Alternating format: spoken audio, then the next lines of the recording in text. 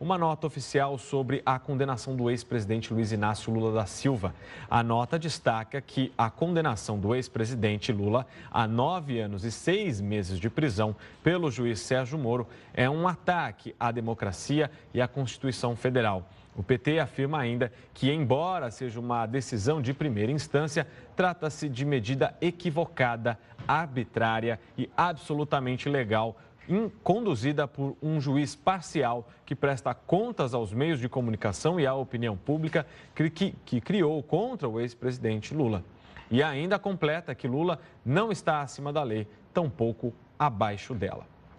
E sobre este tema, a gente recebe aqui no nosso estúdio a advogada Lília Frankenthal, que está aqui para repercutir essa decisão, então, da condenação do ex-presidente Lula. Lília, boa tarde. Boa tarde, Pedro. Tudo bem? É um prazer estar aqui. Boa tarde a todos. Muito bem, vamos começar então falando sobre a decisão do juiz Sérgio Moro em não pedir a prisão de imediato do ex-presidente Lula. Ele agiu com prudência nessa decisão para evitar maiores conflitos, até mesmo de segurança, mas ele também relatou no processo que se sentiu intimidado, acuado em determinados momentos. Isso não é perigoso dentro do judiciário, com um juiz se sentir dessa forma? É perigoso dentro do judiciário, mas eu acho que o Moro, apesar de estar relatando que se sentiu dessa maneira, ao mesmo tempo, ele deu a sentença dele como ele achou que fosse devido. Uhum. Então, ele condenou o Lula, mesmo apesar de toda a pressão que ele diz que sofreu. O fato do Lula não ser preso agora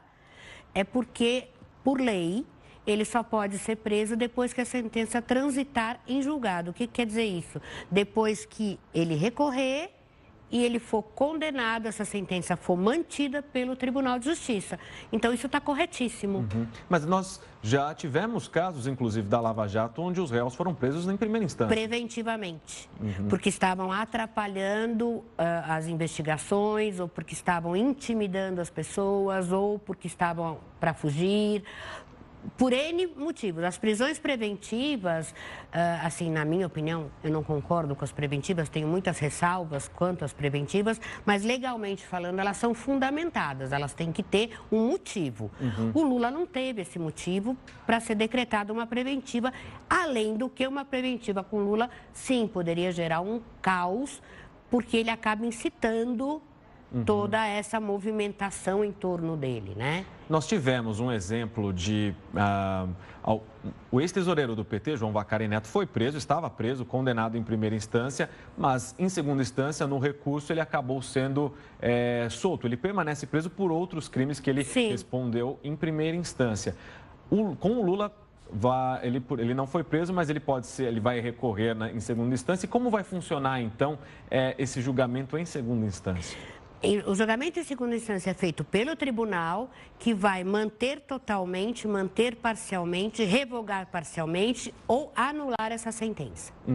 O tribunal tem plena liberdade para concordar com o juiz Sérgio Moro ou discordar do juiz ou concordar. O que o tribunal não pode fazer? É piorar a situação do Lula. É condenar o Lula a 14 anos, isso ele não pode fazer. Se o tribunal mantiver a condenação do Lula, como o crime é de corrupção, ele será preso em regime fechado. Né? O crime de corrupção, ele precisa necessariamente começar em regime fechado.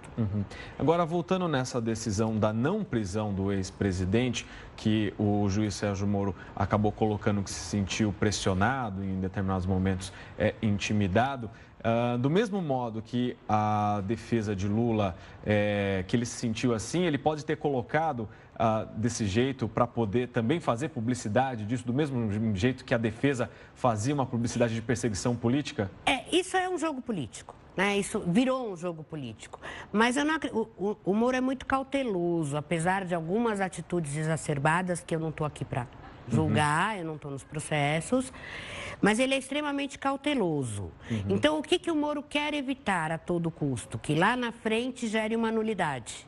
Então, ele não quer tomar nenhuma atitude para que amanhã anulem o processo inteiro. Então, ele prefere ser mais cauteloso, ser mais prudente do que anular o processo inteiro. E aí todo o trabalho acaba. Aí, indo para a segunda instância, a decisão é um colegiado. É um colegiado. Como funciona, então? Os desembargadores vão ler, vai ter um relator, os desembargadores vão ler o processo, vão discutir ponto a ponto a sentença e vão entrar num consenso. São quantos desembargadores? São 7 desembargadores, são 3 desembargadores que vão julgar uma apelação comum no Tribunal de Justiça. Tá? E um relator que seria quem está o responsável pelo processo. Entendi. Tá? E aí eles vão julgar. Podem pedir vista, podem todos julgar pela condenação, e podem chegar ali a um consenso de que alguma coisa é contraditória ou não. Aí é uma caixinha de surpresas. A gente acompanhou tanto a defesa do ex-presidente como a nota divulgada pelo Partido dos Trabalhadores, em que o juiz Sérgio Moro fez ilações baseadas, o julgamento dele foi baseado, então, apenas em delações, ao contrário do que ele diz que havia materialidade. Do seu ponto de vista, como uma advogada, havia materialidade nesse processo? Em alguns pontos, sim. Em outros pontos, as delações. O que acontece é que a delação premiada por si só não vale como prova. Tá? Então, não adianta a pessoa delatar se ela não puder provar o que ela está dizendo.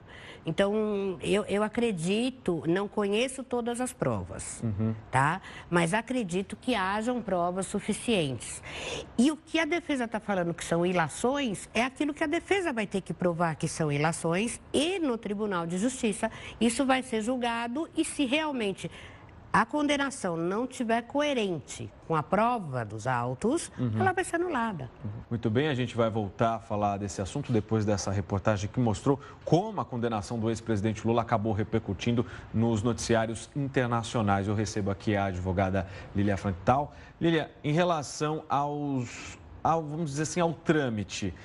Quanto tempo, então, vai demorar para esse processo chegar na segunda instância e começar todo este processo? Chegar na segunda instância, assim que a defesa protocolar a apelação, que é o que eu acredito que eles vão fazer, isso já sobe para o tribunal. No tribunal, depende muito. Tem apelação que leva 1 ano, tem apelação que leva 2, tem apelação que leva menos. Como o caso é um caso de clamor público, inclusive internacional, eu acho que vai ser um caso que não vão ficar ali procrastinando, nem vai ter uma pauta em que ele vai ser encaixado para que possa ser julgado. Até porque eu acho que se a defesa fala tanto que o Lula é inocente, a defesa tem interesse de que essa sentença caia, porque na sentença do Moro, ele foi bem claro, o Lula agora não é mais um réu, ele é um condenado, então ele não pode concorrer a nenhum cargo público.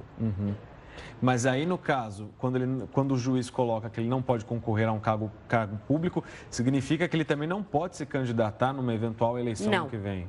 Não, porque ele agora é um condenado. Por enquanto, ele é um condenado. Mesmo que não seja em trânsito julgado? Mesmo, ele é um condenado. Só que a condenação dele pode ainda ser modificada, mas ele é um condenado.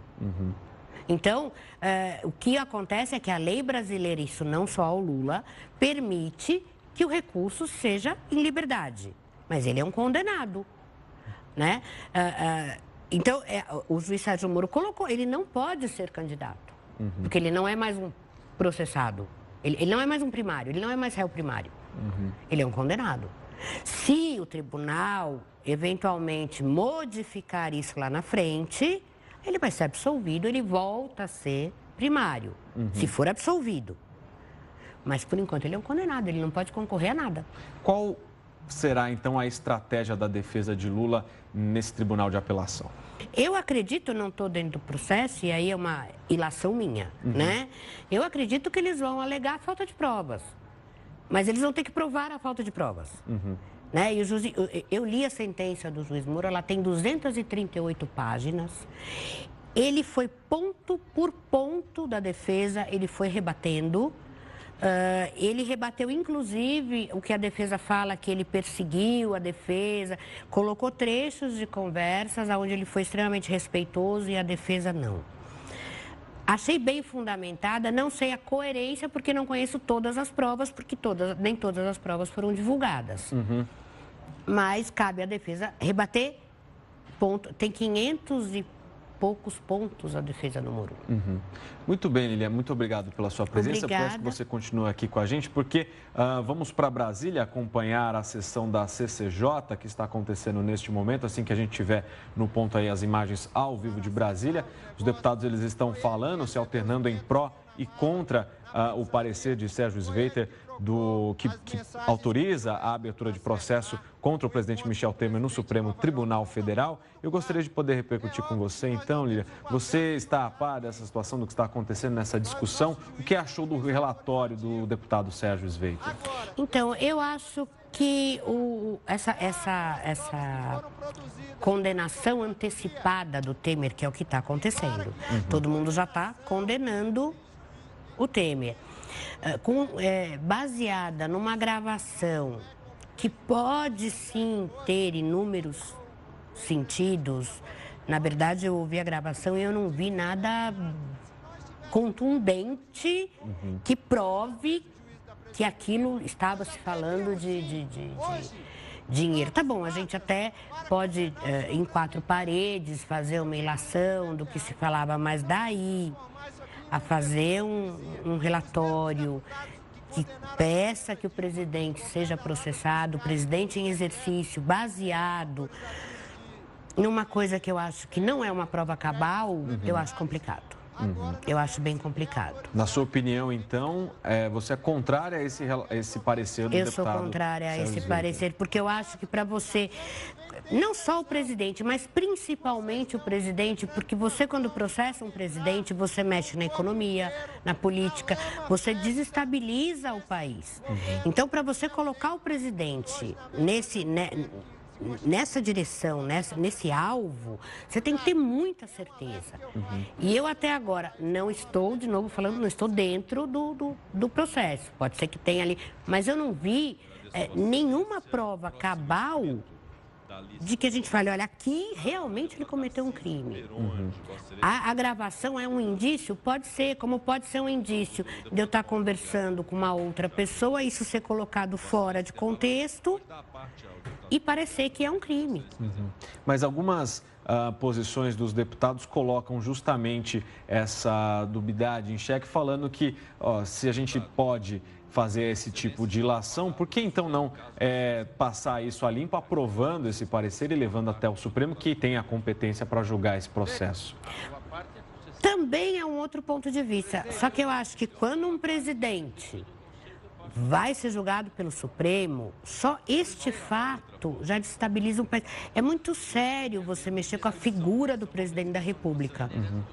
Eu acho que às vezes pode custar muito mais caro para lá na frente dar uma absolvição e vai dar um terremoto interno no país, em política externa, interna, no que seja, quando eu acho que não está matando uma formiga com tiro de canhão. Que a gente lembra que, independentemente do resultado aqui na Câmara dos Deputados, se ele for negativo, se for a favor de Michel Temer, ele vai ser, mesmo assim, ele vai ser julgado depois do exercício do mandato. Vai ser, e toda essa movimentação já está fazendo mal para o país. Ele vai perdendo a credibilidade dele. E eu acho muito sério. Talvez se estivesse correndo em segredo de justiça total, então talvez eu falasse, bom, então eu sou a favor que vá para o Supremo e que daí ele fique limpo de uma vez. Mas assim, com esse clamor público todo, eu acho que é muito complicado. Alguns deputados levantaram, tanto aqui nesse julgamento, nessa tentativa de abertura de processo contra o Michel Temer, quanto no julgamento da ex-presidente Dilma Rousseff, um termo, dúbio pro società, que seria, na dúvida, se decide pela sociedade, sendo que é muito comum dentro do direito o dúbio pro réu, onde na dúvida se decide pelo réu. Mas quando a gente fala de política, isso, alguns deputados têm colocado aqui que envolve a máquina pública, se decide pela sociedade. Você defende qual lado nessa questão? Dúbio pro réu. Pela sociedade e também pela sociedade. Imagine uma coisa, política, a gente sabe como é. Então, cria-se toda uma situação para envolver determinado político. Não estou nem falando do presidente da República, E aí cria-se tudo aquilo, ele perde a credibilidade, desestabiliza o partido dele, fica complicado e a coisa começa a cair ou começa a perder aquela firmeza. Isso é muito complicado e aí lá na frente vê-se que foi absolvido. Mas a imagem já foi arranhada. A imagem já foi. Então tem muita gente que daqui a algum tempo, vamos dizer que o Temer seja julgado e seja absolvido. Ainda assim vai existir muita gente que vai dizer que ele foi absolvido porque foi um jogo político. Então eu acho muito complicado colocar um presidente da República nesse sentido. Eu acho que o que você falou é perfeito. Ele vai ser julgado depois. Para que fazer tudo isso agora? Que o país estava... não está bom, todos nós sabemos, mas ele está começando a respirar. E aí você pega e arrasa de novo. Quer dizer, eu acho muito perigoso isso. Nós tivemos hoje no noticiário político muitas coisas acontecendo. Tem a Comissão de Constituição e Justiça que está discutindo o relatório do deputado Sérgio Sveiter. Tivemos a condenação do ex-presidente Lula e também tivemos a soltura de Gedel Vieira Lima. Você acompanhou a soltura de Gedel? O que a gente pode analisar sobre essa soltura dele? Eu acho que está correto. Não adianta. O Brasil é um dos países que mais prende. Prisão preventiva no Brasil é que nem água. Vamos lá, vamos prender. Isso não resolve. A prisão preventiva ou a prisão por um tempo maior tem que ter um motivo.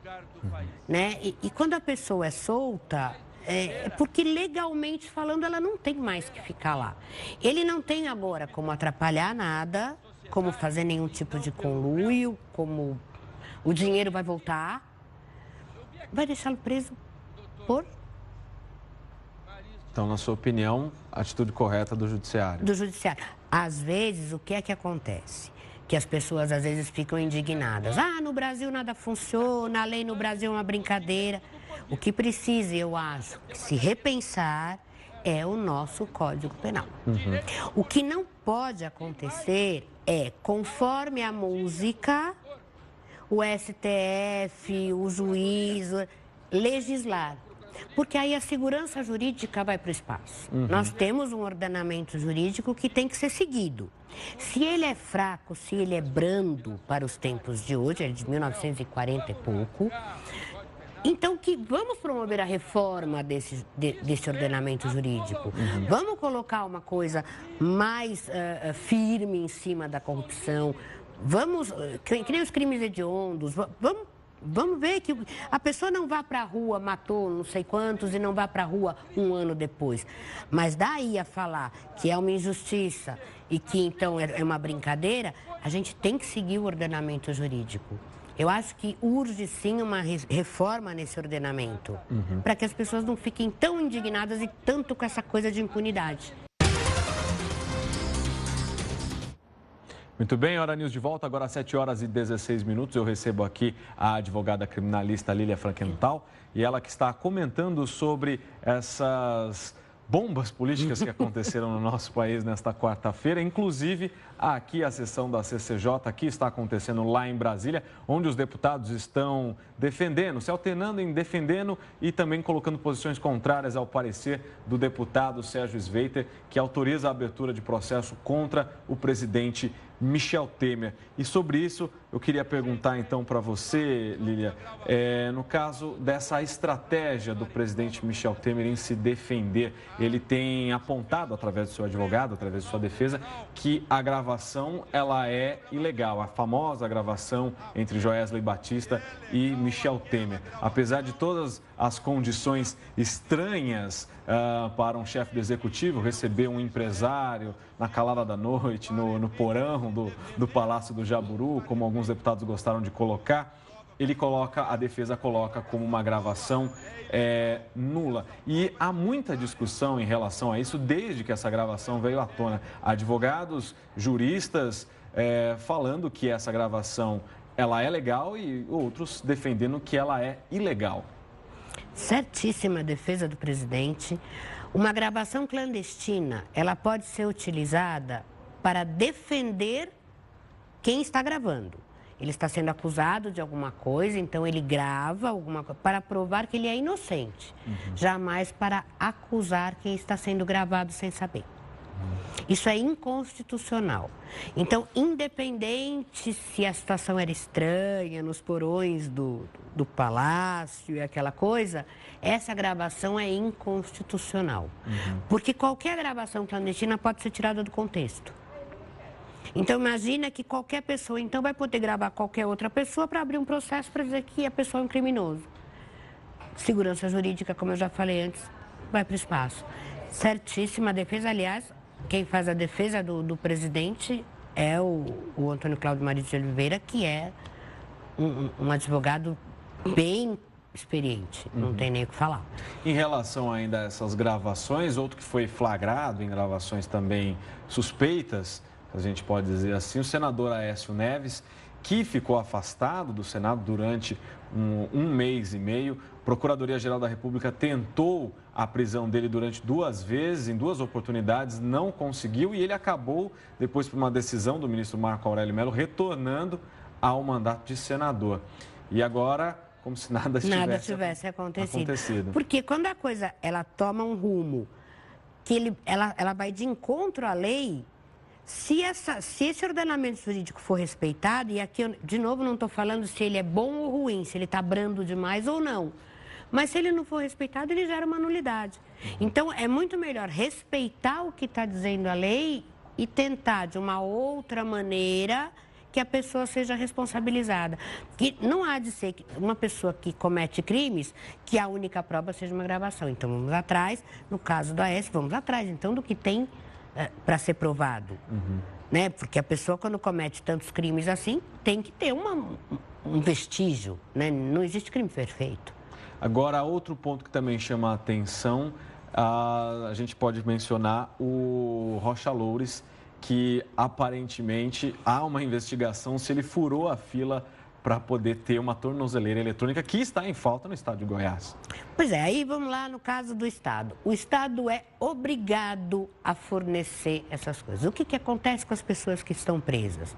Normalmente, 90% não tem bons advogados para lutar pela tornozeleira. Infelizmente, é assim, né? Quantos ficam presos além do tempo? Ele tem um bom advogado. Então, a questão de furar a fila, talvez não tenha sido pedido por outros advogados com a mesma ênfase que o advogado dele pediu. Mas eu não vejo nada que fila de tornozeleira. Não existe lá, olha, você vem primeiro, você vem segundo. São prioridades. Pode ser que ele tivesse algum problema de saúde, que não seja grave, para que fosse absolvido ou fosse mandado para... Mas que tenha passado na frente, ou pode ser que o advogado dele tenha tido mais ênfase em pedir a tornozeleira. Agora, daí a fazer uma ilação, olha, ele furou a fila, tem que ser provado. E vai ter uma investigação. Vai ter. Muito obrigado, Lília, pela sua participação. Muito obrigada, aqui. Foi um prazer, boa noite.